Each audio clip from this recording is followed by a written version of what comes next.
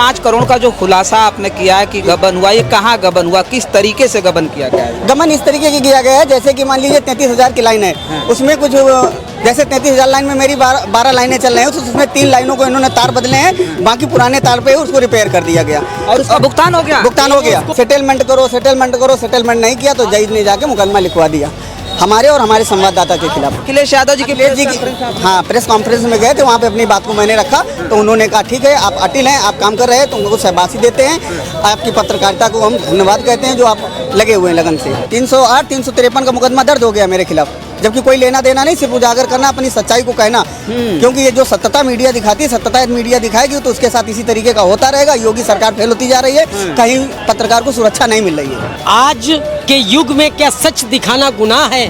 11,000 की लाइन में वही पोजीशन रही है, गांव की LT लाइनों में वही पोजीशन है, 6 केबल डालने की जगह में 4 केबल। अंधेर नगरी पुराने तार पर काम चल रहा है और उसको दिखा कर पैसा उतार जी जी, और पुराने और जितने भी पुराने लोहे के पोल उखाड़े गए, वहाँ पे सीमेंट के पोल शिफ्ट किए गए, उन पुराने पोलों को उखाड़ के इन्होंने स्टोर रूम में न जमा करके किसानों के ट्यूबवेल में उसको शिफ्ट कर दिया। विद्युत विभाग किस तरीके से आपको टार्चर परेशान कर रहा है? विद्युत विभाग क्या कर रहा है? विद्युत विभाग के जो जई हैं, ना मेरे से बात हुई ना वार्ता हुई है, एक बार उन्होंने फोन भी नहीं किया और उन्होंने मेरे ऊपर आरोप लगाया है कि मुझसे मोटी रकम मांगी जाती है, जबकि उनका ड्राइवर एक संतोष कुमार, उनके नंबर में CID लिख के आता है। वो किसी न्यूज चैनल से पत्रकार थे मगर अपने आप को CID बताते थे।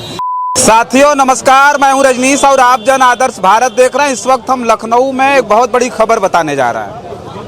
एक पत्रकार किस तरह से 5 करोड़ रुपए के घोटाले का जब खुलासा करता है विद्युत विभाग के, तो किस तरह से पुलिस प्रशासन, विभाग और तमाम प्रशासनिक ऐसे अमले हैं जो उन पर हावी हो जाते हैं और उनके पीछे पड़ जाते हैं। इसे लेकर के आज ये लखनऊ पहुंचे थे। आज अखिलेश यादव की प्रेस कॉन्फ्रेंस थी। अखिलेश यादव के प्रेस कॉन्फ्रेंस में इन्होंने अपनी बात बताई, तो अखिलेश यादव जी ने इनसे क्या कहा वो तो जानेंगे ही जानेंगे, लेकिन ये बात जाननी बहुत ज़रूरी है कि किस तरह से भ्रष्टाचार के खुलासे के बाद एक पत्रकार के साथ किस तरह की प्रताड़ना की जा रही है, उसकी भी कहानी सुनेंगे। तो क्या नाम हुआ आपका? मेरा नाम है धर्मेंद्र आचार्य, मैं दैनिक आजाद शहर समाचार प्रधान संपादक हूँ। अच्छा। और हमारे अखबार और न्यूज़ यूट्यूब का जो हमारा न्यूज़ चैनल है, सोशल मीडिया, हाँ सोशल मीडिया, उसके माध्यम से जो हमने 5 करोड़ का खुलासा करने के लिए उजागर किया, खबरें लगाते रहे। कहाँ का मामला था? ये अमौली कस्बा है, फतेहपुर का। अच्छा। हाँ, अमौली विद्युत विभाग का मामला है और ये हमारे संवाददाता ओम नारायण पटेल जी जो पूरी जानकारी आपको वहाँ की देंगे। अच्छा अच्छा, क्या हाँ आप बताइए क्या? सर मेरे पास बहुत कुछ एविडेंस है और मैं लगभग 1 हफ्ते से खबरें बराबर प्रकाशित कर रहा हूं और चौकी इंचार्ज पुलिस भी संलिप्त है इस मामले में। और पुलिस, ये विद्युत विभाग का मामला था, पुलिस कहाँ से आ गई? चौकी प्रभारी कहाँ से आ गई? चौकी प्रभारी कह रहे थे इस मामले को सेटलमेंट कर लीजिए। सेटलमेंट के लिए उन्होंने कई बार मुझे फोन किया। चौकी प्रभारी सेटलमेंट के लिए बुलाया? जी, बोलते इसको क्लोज करिए। मेरे पास उसका ऑडियो है, मैंने वायरल भी किया है। ऑडियो आपके पास है? जी, ऑडियो। चौकी प्रभारी कौन? दिग्विजय सिंह है, ठाकुर है। दिग्विजय सिंह। हाँ, और राजेंद्र सिंह ठाकुर है, SO है वहाँ पे। अच्छा। और दोनों लोगों का मेरे पास ऑडियो भी है, मैंने ऑडियो के अच्छा, ये लोग बुला रहे हैं कि आइए सेटलमेंट करें। जी जी, सेटलमेंट मैंने मतलब ये यूपी की पुलिस, योगी की पुलिस दलाली में लगी हुई है कि भाई ये भ्रष्टाचार का आपने खुलासा किया, आइए बैठ करके सेटलमेंट करें। और वो जो ठेकेदार हैं सिवान के रहने वाले, अपने आप को लखनऊ तेलीबाग का बताते हैं, जबकि तेलीबाग के नहीं है। अभी फिलहाल में वो पुणे भाग गए थे। मैंने जब अपनी खबरें प्रकाशित किया तो पुणे से उनके साथियों ने उनको लाया और लाने के बाद हमारे बीच में अभी यहाँ पे उनका एक सुपरवाइजर है जिसका 86,000 रुपये न देने के संदर्भ में मैंने उसकी बाइट ली, तब मैंने खबरें प्रकाशित चालू कर किया। आओ इधर आओ। पीड़ित है। अच्छा, नहीं पहले तो आप वो अलग बात करिएगा, ये बात करेंगे भ्रष्टाचार वाले में आप करेंगे, ये बताइए। आप पर दबाव है कि आप हम पर दोनों पे दबाव? दोनों पर दबाव एक साथ? हाँ, मुकदमा दोनों पे दायर किया गया है। अच्छा, दोनों लोगों पर जी, 308 और 353 के तहत मुकदमा मामला था ये 5 करोड़ का जो खुलासा आपने किया है कि गबन हुआ, ये कहाँ गबन हुआ, किस तरीके से गबन किया गया है? गबन इस तरीके की किया गया है जैसे कि मान लीजिए 33,000 की लाइन है, उसमें कुछ जैसे 33,000 लाइन में मेरी 12 लाइनें चल रही हैं, उसमें 3 लाइनों को इन्होंने तार बदले हैं, बाकी पुराने तार पे उसको रिपेयर कर दिया गया और उसका भुगतान हो गया? भुगतान हो गया, हैंड करके भुगतान हो गया। SDO जई की मिली भगत से भुगतान हो गया ठेकेदार का।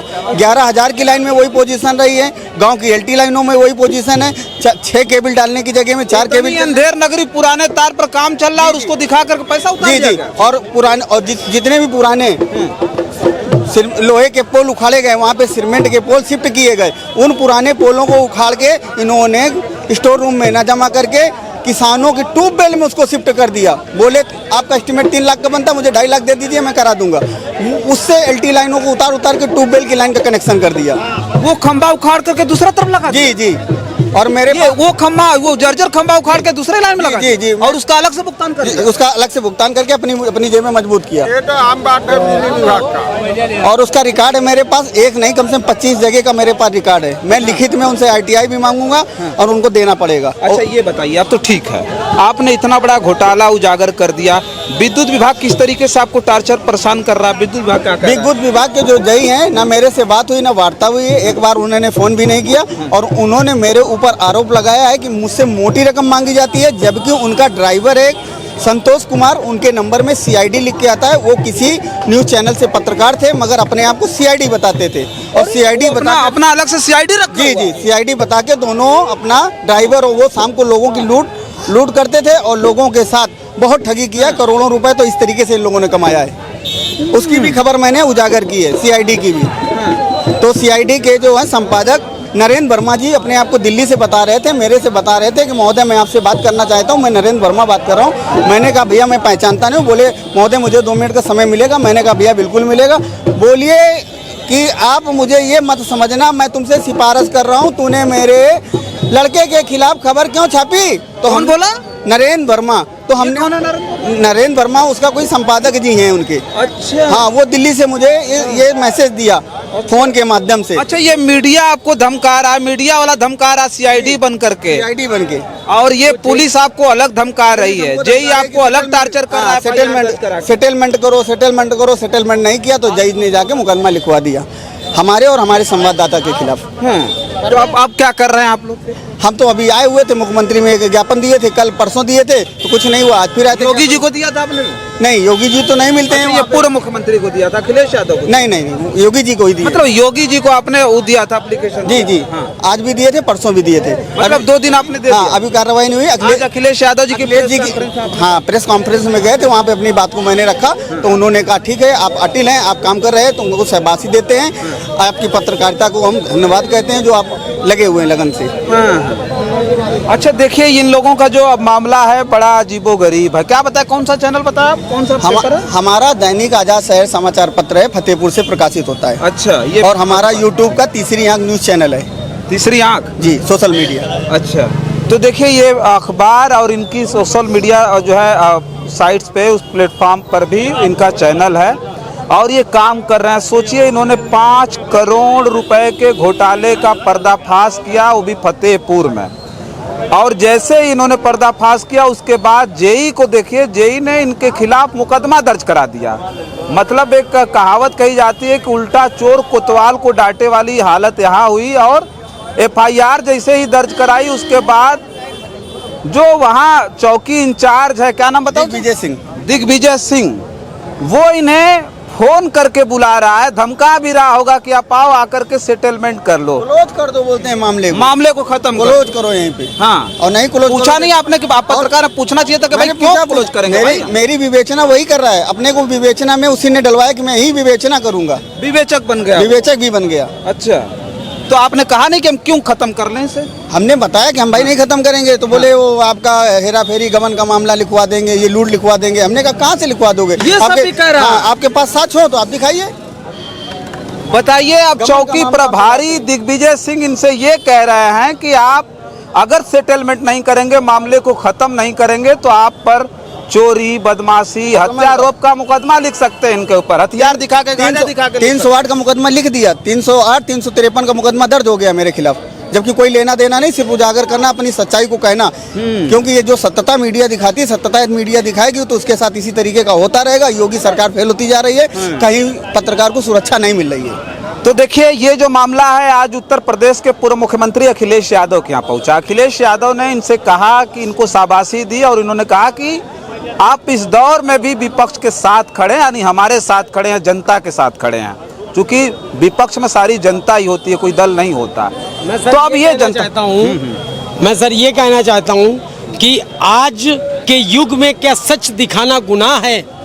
मैंने सच दिखाया है, तभी ना 308 का मुकदमा लिख दिया। तभी विद्युत विभाग और पुलिस विभाग ने मिला के हम लोगों के ऊपर मुकदमा लिख दिया। नहीं, वही मैं बता रहा हूँ। तो ये जो स्थिति है, अब देखिए इन भाइयों की क्या दिक्कत है। ये पत्रकार हैं, आज के पत्रकार हैं जो सत्ता के खिलाफ पत्रकारिता कर पा रहे हैं। हालांकि बहुत सारी मीडिया है जो सत्ता के अनुरूप चल रही है, जिन्हें हम मेन स्ट्रीम मीडिया कह रहे हैं, मुख्य धारा की पत्रकारिता कह रहे हैं। वो जो है ये जैसे ही जनता के लिए खड़े हुए और 5 करोड़ रुपए घोटाले का पर्दाफाश किया, इनके ऊपर मुकदमा दर्ज हो गया है। वहाँ का चौकी प्रभारी दिग्विजय सिंह इन्हें धमकाते हैं और साफ तौर पे कहते हैं कि अगर आप सेटलमेंट नहीं करोगे, मामले को ख़त्म नहीं करोगे, रफा दफा नहीं करोगे, तो तुम्हारे ऊपर उल्टा मुकदमा लिख देंगे। और मुकदमा लिख गया इनके ऊपर। और सर उसके साथ साथ सोचिए, कोई रिश्तेदार है जेई का जो दिल्ली से फोन करता है बैठा हुआ, बोला कि तुम मेरे भाई के लिए, तुम मेरे भाई के खिलाफ तुम खबर चला रहे हो, सारा कुछ खत्म कर लो ना, तुम्हारा ऐसी की तैसी कर देंगे। तो ये हालत, उनके साथ पत्रकार भी खड़ा, जेई के साथ पुलिस प्रशासन भी खड़ा है। अब जनता के साथ ये बेचारे कमज़ोर, असहाय, आज अपने आप को समझने वाले पत्रकार खड़े हैं। और इनको हम असहाय नहीं मानते, इनको वो हिम्मती लोग मानते हैं जो आज की दौर में भी विपक्ष की आवाज़ बन रहे हैं, जनता के साथ खड़े हैं। तो ये जो सारी चीज़ें हैं, इन लोगों से हमने बातचीत की और बातचीत करके हम ये प्रतिक्रिया जानेंगे कि आप इस मामले में क्या सोचते हैं कि ऐसे लोगों को आपके साथ खड़ा होना चाहिए कि नहीं खड़ा होना चाहिए। अगर खड़ा होना चाहिए तो आप इनके साथ किस तरह से खड़े हैं वो कमेंट बॉक्स में ज़रूर लिख करके बताइएगा। बहुत सारी खबरों के लिए बने रहें जन आदर्श भारत के साथ और हमें दें इजाज़त। नमस्कार।